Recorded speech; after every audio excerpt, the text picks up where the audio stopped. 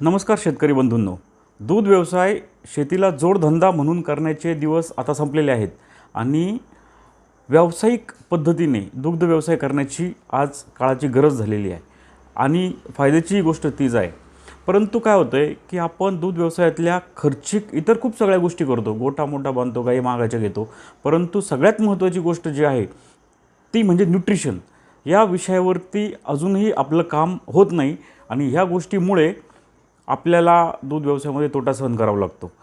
तर याच्यापासूनच सुटका मिळण्यासाठी, गायींचं आरोग्य चांगलं राहण्यासाठी आणि अधिक उत्पादन मिळण्यासाठी जी दूध व्यवसायातील न्यूट्रिशन या विषयाची जी माहिती पाहिजे ती या चॅनलच्या माध्यमातून मी आपल्यापर्यंत पोहोचवणार आहे.